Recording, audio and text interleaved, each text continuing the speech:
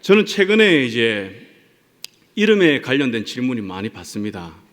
처음 제가 부임하고 첫 설교 때 제 이름에 대한 비하인드 스토리를 말씀드렸는데 왜 이러한 질문이 또 많이 나올까 생각을 해보니 이제 온 지도 어느 정도 한 5년 정도 되니까 새가족 분들도 많고 또 그래 하다 보니까 이런 질문들을 하시는구나. 그래서 들으신 분들은 못 들은 척 해주시고 못 들으신 분들은 크게 반응해 주시기 바랍니다.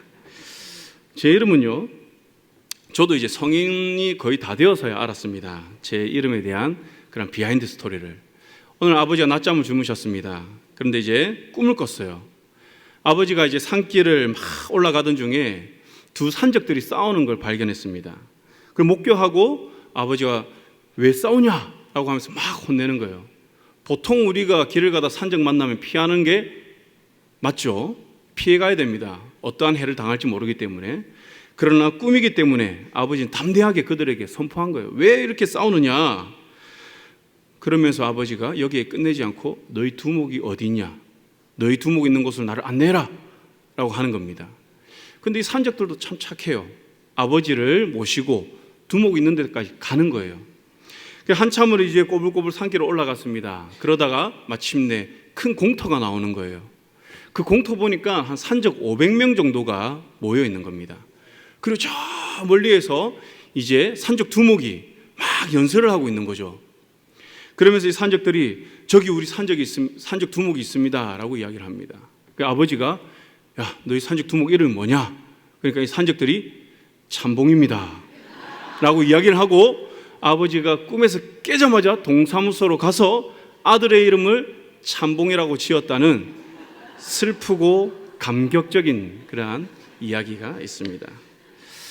제가 이제 목회를 하면서 제 이름에 대한 이런 비하인드 스토리를 종종 생각을 해봅니다.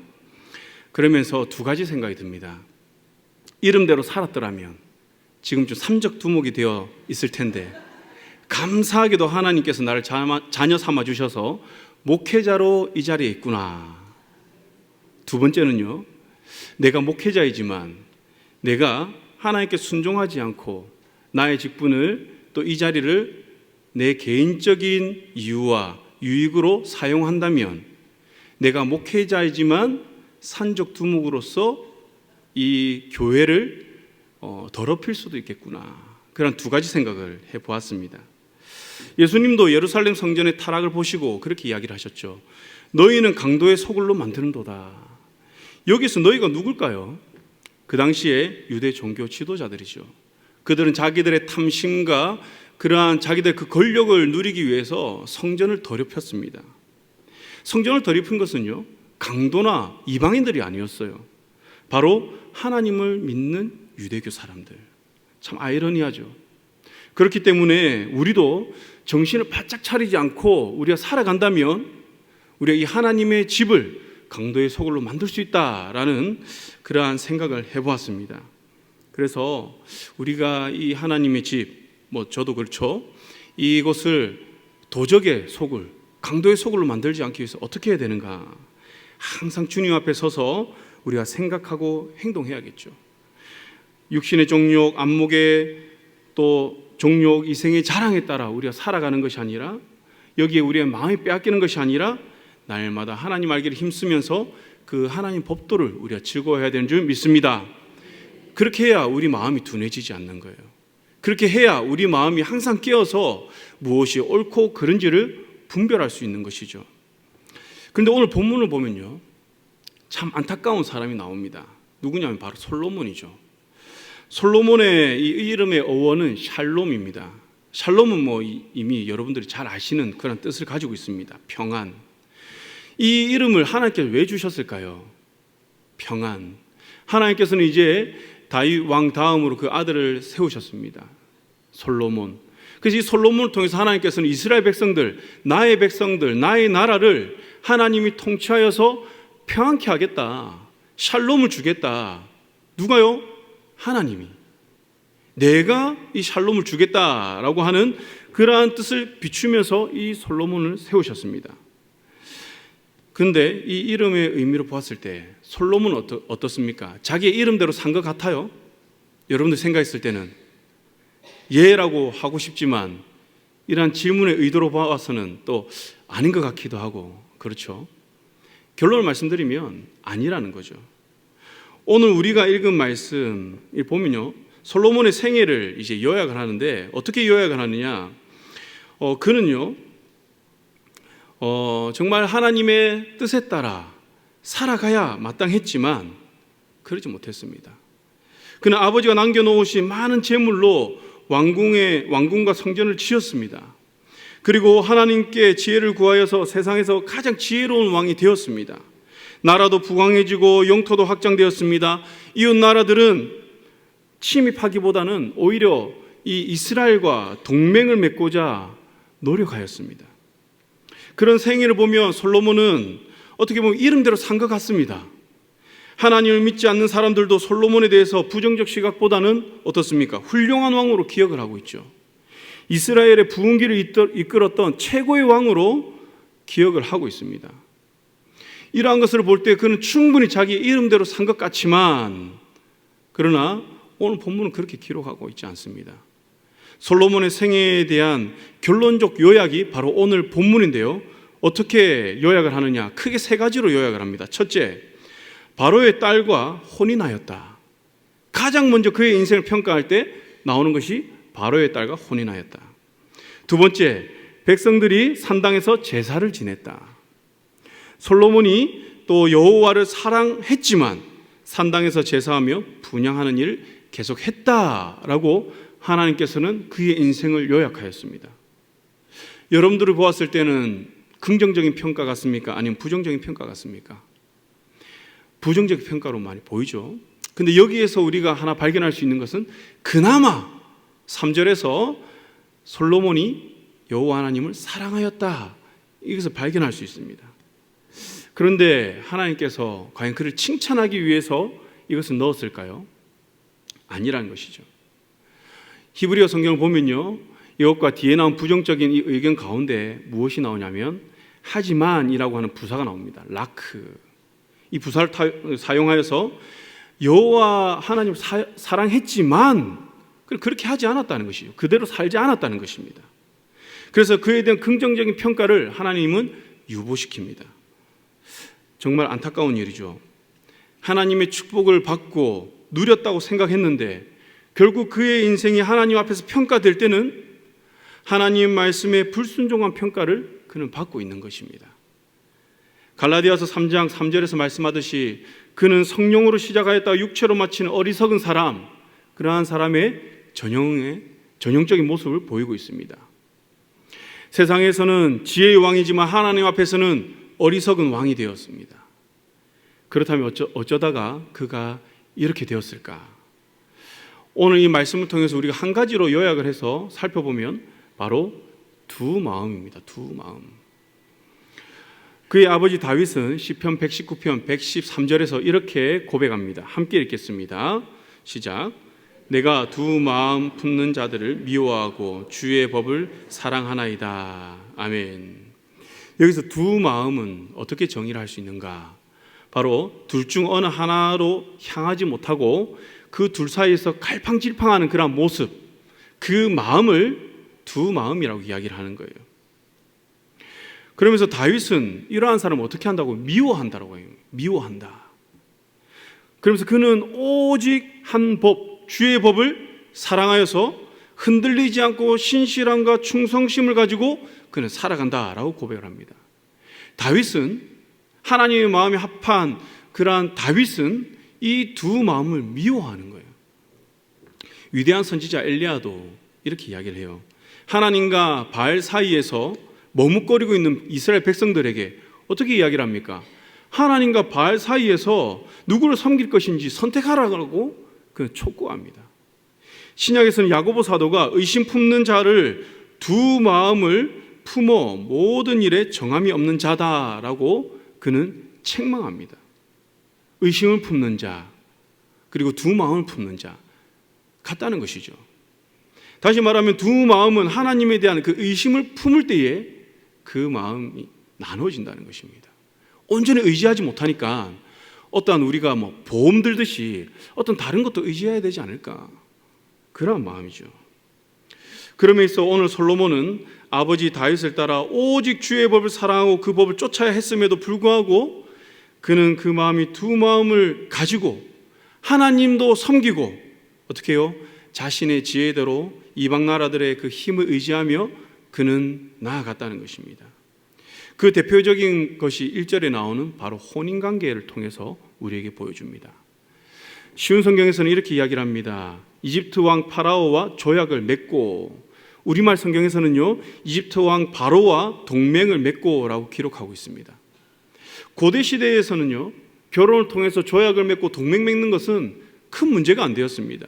지극히 당연한 것이고 국익을 위해서는 당연히 강대국가 또는 나에게 유익을 줄 수 있는 나라와 조약을 맺는 것은 당연한 것입니다. 오히려 칭찬받아 마땅한 정치적 행보라는 것이죠. 그러나 하나님께서는 뭐라고 하셨습니까? 출애굽기 34장 16절 우리 함께 읽겠습니다.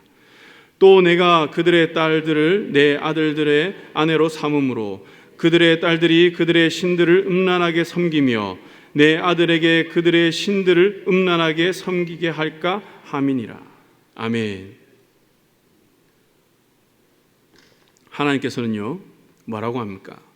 이들이 가나안에 가기 전에 광야에서 하나님께서 율법을 주실 때 이방 나라의 사람들 그 딸들을 보고 그들 취하지 말라고 이야기를 합니다. 아내로 삼지 말라는 겁니다. 왜 그렇습니까?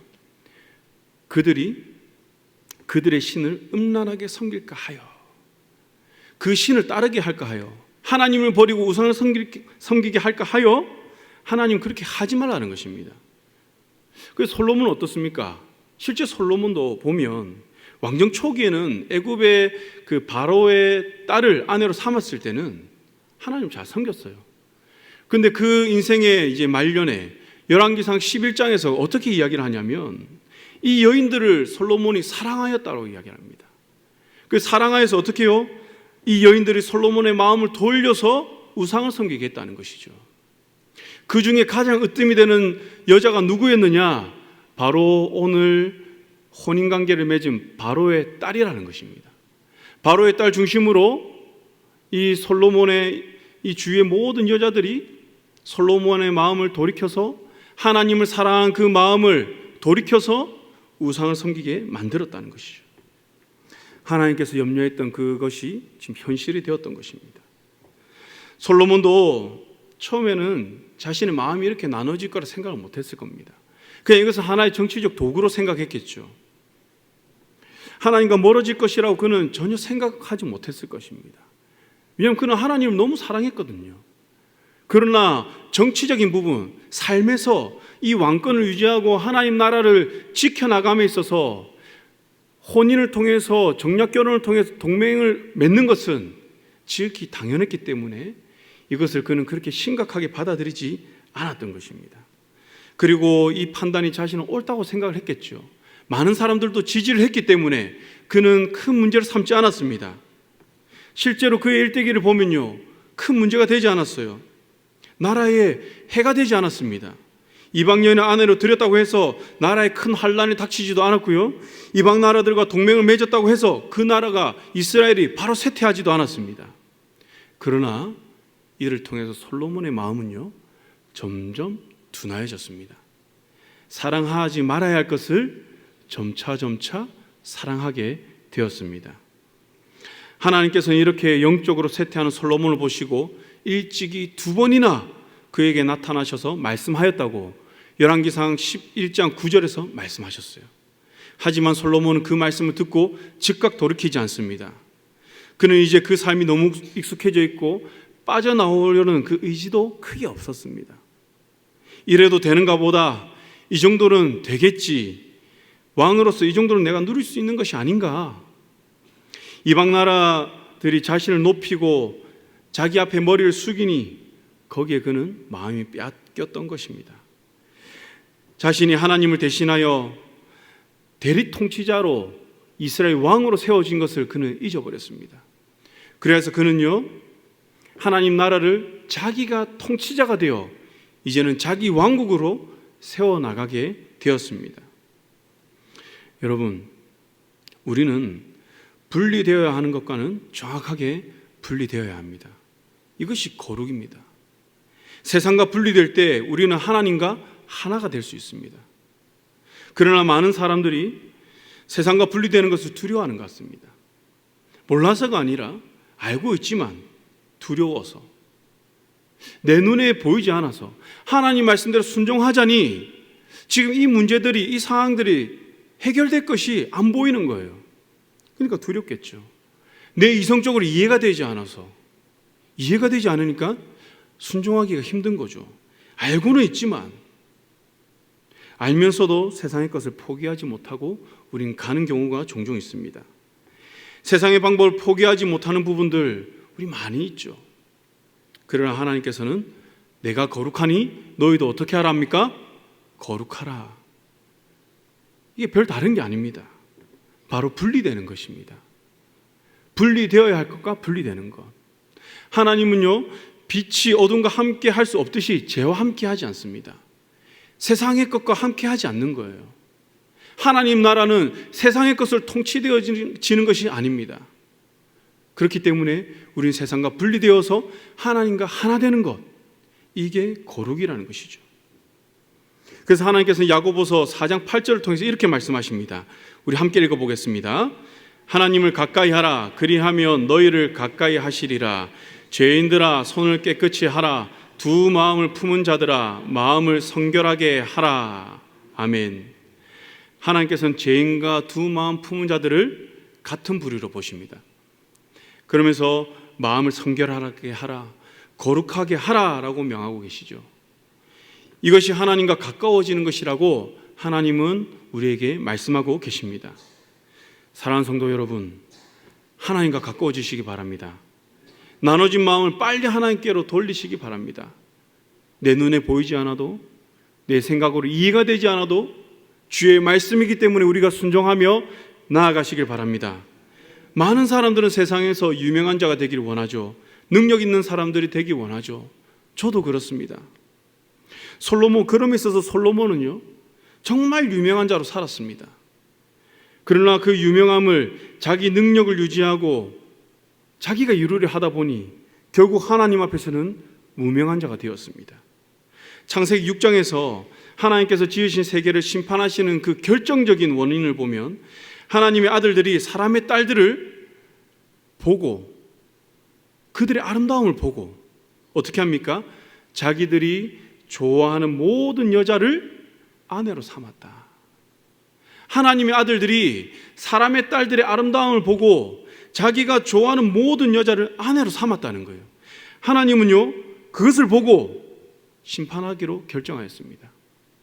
그런데 정말 신기한 것은요, 그들이 이 땅에 사는 동안 세상에서 유명한 자로 살았다는 거예요. 이들의 자식들은요, 용사로서 고대의 명성 있는 자로 승승장구하였습니다. 자녀들이 잘 됐다는 거예요.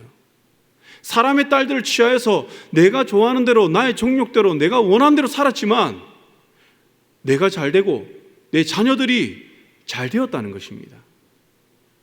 그런데 이것이 축복입니까? 아니죠. 하지만 하나님은요, 이들을 더 이상 하나님의 아들이라 하지 않습니다.